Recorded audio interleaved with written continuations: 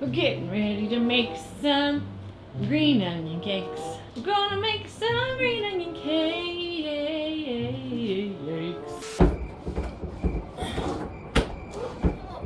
Alright, the fridge is pulled out. The ingredients are here, I think. Now we need to heat up the coffee. Yum! Welcome to Stump Kitchen. So glad that you're here. Wow, pardon me. Today we're making green onion cakes. And you might be thinking, what's a green onion cake? I've never heard of that. Well, they're amazing. And our city, Edmonton, is kind of known for them. They're from China. In fact, this awesome fellow right here, this is the green onion cake man, Suzhou from China. He brought them here in like the 70s because he was like, I missed them from my hometown. So we're gonna be following his recipe, but like making it gluten-free and vegan. It's already vegan, we're just gonna gluten-free it. Yeah, pardon me. Green onion cakes are like a staple of any like Edmonton festival circuit, and they're just everywhere. They're so, so good, and I love them, so we're gonna make them. Also, how are you? I feel like, I don't know, I feel really like far away from everyone lately. There's a lot going on, and I just can't wait to see some of you in person, maybe hang out. Like, let me know how you're doing, because it's been rough and I love you. Okay, let's get our stumps dirty. Step 1, get a bowl. Bowl. We're gonna put 2 cups of flour in here, and I'm just gonna use Bob's Redmill flour. And I love these bags because they're Ziploc. No, they're not Ziploc. They're like Velcro in a way. So like they're pretty easy to open one-handed. Oops. That's okay. You want to make a mess because we're going to need the flour to roll these out anyway. So just leave the flour there. It's all good. 1 cup. Roughly 2 cups. Keep the flour close by. You don't know how much you're going to need later. You might need a lot. Keep it close by because we're working with dough. Dough is unpredictable. 1 teaspoon of baking powder. 1/8 of a teaspoon of baking soda. 1/8 of a teaspoon. Wow, it's tiny, tiny bit. And if you don't have 1/8 of a teaspoon measure, just use 1/2 of a 1/4 teaspoon measure. Like just, you know. As you can tell, I'm extremely precise and exact with my measuring. Not at all. Now we whisk it up a little. Whisk it up, whisk it up, whisk it up, whisk it up, whisk it up, whisk it up, whisk it up. Now we add water, 225 mils of water. So that's like just under a cup of water. Here we go. And the water is like, it's not warm, it's just water. It could be any temperature, according to our green onion cake man. I'm just gonna go in and go like limbs on, you know? Putting the flour in.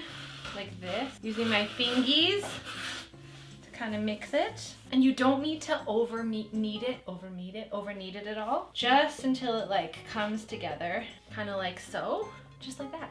Now we're gonna put it in a ball, let it rest there. We're gonna cover this up with this is basically clean. There you go. You have a little rest, we'll see you soon. I'm just gonna wash off these limbs. Now in a small pot over the stove or in a microwave safe container, you're gonna melt some shortening. How much shortening? 1/8 of a cup. I'm halving this recipe, so 1/8 of a cup. 1/4 of a cup has 60 milliliters. A tablespoon has 15 milliliters, so 1/8 of a cup would be 2 tablespoons. That, my friend, is why cooking is so rad, because there's so much math in it, and I'm a huge math nerd.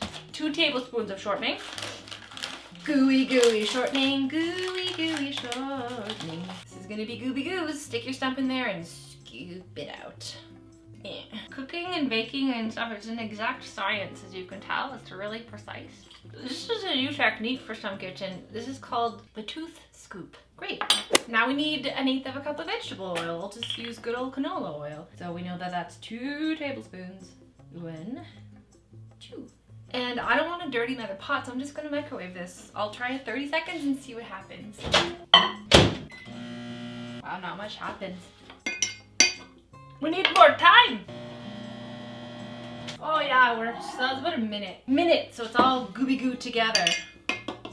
We're going to put like 1 teaspoon of salt in here.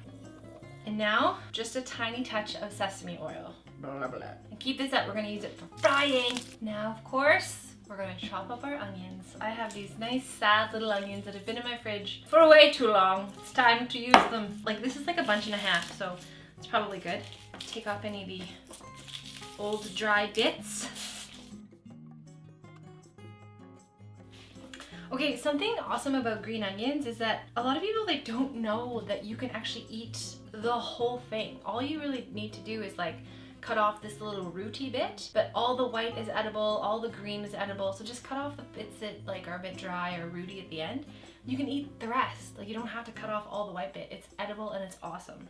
Stump kitchen tips. I like to be brave and try to cut off all the roots and all in one big go, so I like line them up. Wah! Just makes me feel good. And then I'll cut them in half again and then put them all together in a big pile. Kind of squunch them up. Squunch, squinch, scrunch. Scrunchy squinch them up and then, oh, let's line them up a bit. There we go. And then hold them down with your stump.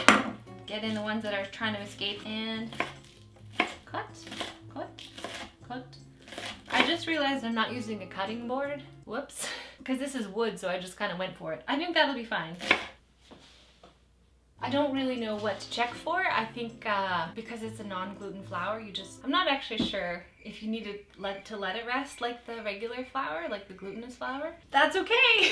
It looks basically the same, is my point. Okay, a lot of things are happening. Now we get to roll out the dough, put on our onions and our oil, smash them up together and fry them up. I'm gonna heat up the pan to get it ready. I'm using my second largest pan. This is the second smallest pan, second tiny. I need to figure out what the names are. I had some great comments in my cast iron pan episode. I need to go back and read them and figure out what you folks named them because there were some epic names and I've forgotten them all. And I'm gonna put just a tiny touch of some sesame oil on the pan. Okay. Oh no! Okay, I completely forgot that I was gonna put tapioca starch in this dough to see if it would help it become more elastic, and it might be too late, but I don't care, I'm gonna do it. Let's try a quarter cup-ish, but we're gonna do it. Okay. Okay. Whoa. Now this might need a bit more water now that I've added more dry stuff to the dough, but we'll see. Let's see. Really interesting. It's like smoother in a way. Wow. This is gonna be a hot mess. Put flour on your table. Take out your dough. Put it back into a ball and get out your rolling pin or like a can or whatever you need to roll. I feel like the tapioca really did make it like gel a bit more. I feel like that's happening. It's more elastic, you know? And you want to roll it thin, like at least a centimeter, if not more. Rectangular if you can, but it doesn't really matter. This is way more elastic than without the tapioca. That's a really neat discovery. Wow. And the dough will rip, and that is okay. I've made a grave error again. I think I was supposed to roll this out on parchment so I could then roll it into a log. I think we'll be okay though. Spread some oil on it. Spread this on. Not all of it, just a good chunk of it. And we'll get the salt at the bottom of that. I don't know why it didn't mix in. And then just spread the oil around. Spread it around. Amazing. Now take your beautiful green onions and just spread them liberally everywhere. Covering all corners, all of the surface. Okay, and now you're gonna roll it up like you're rolling up like a cinnamon log or something. Just gonna roll it up, and some of the oil and onions will squish out, and that's totally fine. And your dough will break a bit too. That's also fine, not to worry. Try to do it as tight as you can, but it might be a bit loose, and that's okay too. Stumps are really good for rolling up dough like this. Like they just kind of support the roll. It's lovely, I love it. Okay. Oh, you can't see it, can you? No. Here, let's move it back. Now we're gonna cut it, and according to Suto, you follow your nose to cut it first in half, and then another half, and then another half, and then you cut each of those tiny pieces in half. So you end up with about 8 green onion cakes or little pockets of dough, and they're not even. That's fine. So now what you do is you're gonna take one and just kind of gently squish the edges together to seal in that oil and seal in the green onions. And again, this is messy, they'll fall out totally fine. So once you've sealed up your little dough balls, you're gonna put them between your limbs, your palms, maybe between a hand and a knee, maybe just on the table, or maybe you're gonna do this in a completely different way, just however it works for you. you're just going to squish and rotate, and that's going to give it that nice kind of swirly inside that cakes typically have. So twist and squish.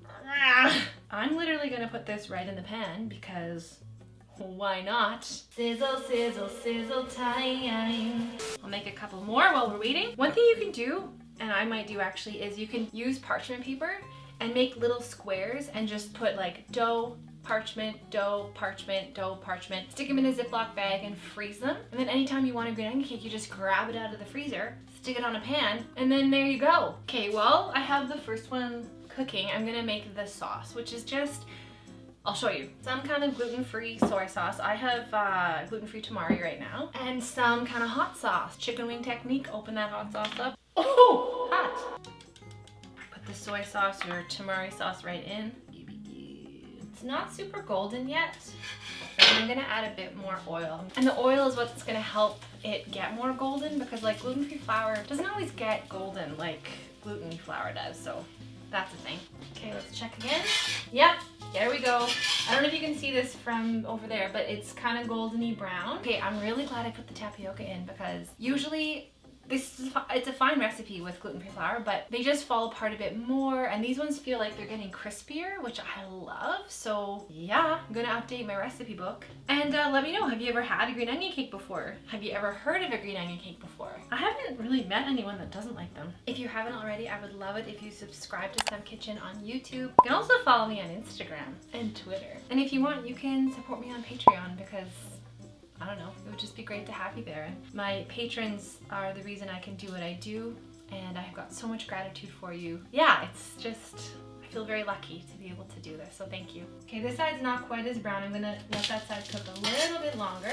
And yeah, it really did help when I added that extra oil in there, so make sure you've got a nice oily pan. And I only have it on like medium low, like it's not very high, so you don't want to scorch them, and you want to cook them low and slow, because gluten-free flour needs time, you know, they just need a little extra time. Like some of us, we need extra time, and that's okay. Gluten-free flour is like that. Hello, little sweet green onion cake. Yum. I want to try one because I just cannot wait any longer. I love cutting them in like fours because it, I don't know, just feels nice. Wah! Nice crispy on the outside, kind of chewy on the inside, but cooked. Yay, we did it, we did it, we did it! I don't care, I want to eat now.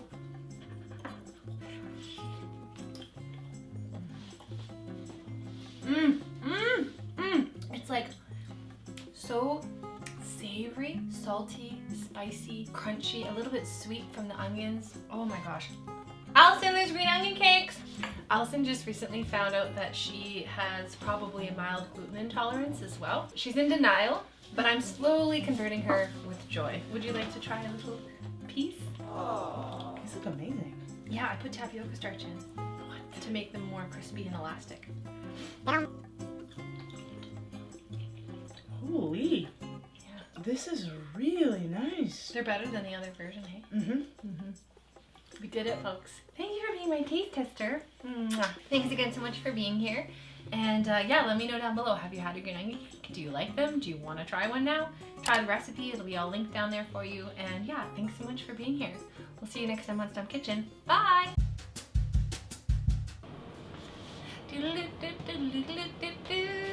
Wait. There's a ticking clock in the background. 1 second. Anyway, what I was yum, yum, yum, yum, yum, yum. Ouchie. I forgot the cast iron gets hot in the handle.